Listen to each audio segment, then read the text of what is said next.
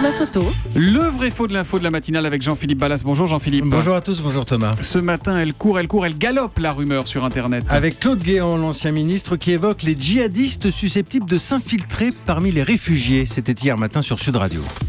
J'ai moi-même de mes yeux vu la semaine dernière un comparatif de photos d'une personne qui est un commandant d'une brigade de l'État islamique qui était dans un pays de l'Europe du Nord. Alors Claude Guéant parle d'un comparatif photo d'une personne que l'on voit chef djihadiste puis réfugié. C'est vrai ou c'est faux, Jean-Philippe ? Eh bien, je dis faux, Thomas, mais un faux de bonne foi. Vous allez comprendre. Je pense avoir retrouvé le comparatif dont parle Claude Guéant.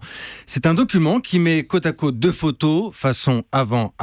Il a énormément circulé sur le net ces derniers jours. Un document de prime abord, il faut le reconnaître, plutôt très inquiétant. Bon, ce montage, on vous le met, de ces deux photos sur le compte Twitter d'Europe 1 avec le hashtag un matin. Alors sur la photo de gauche, on peut voir un homme en armes, mitraillette levée au ciel, tenue de combattant.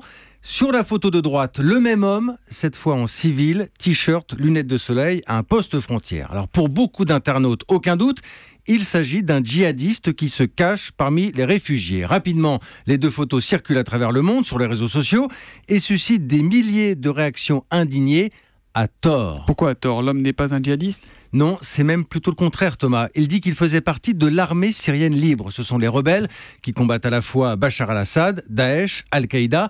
Cet homme a été photographié à la frontière par l'agence Associated Press. Il est identifié, on sait qu'il vient d'Alep.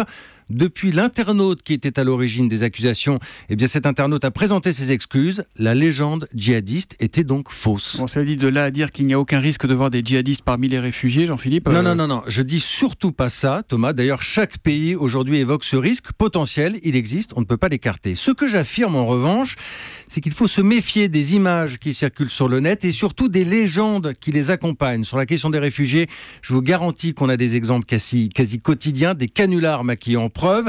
Ils alimentent les thèses des uns et des autres. Méfiance.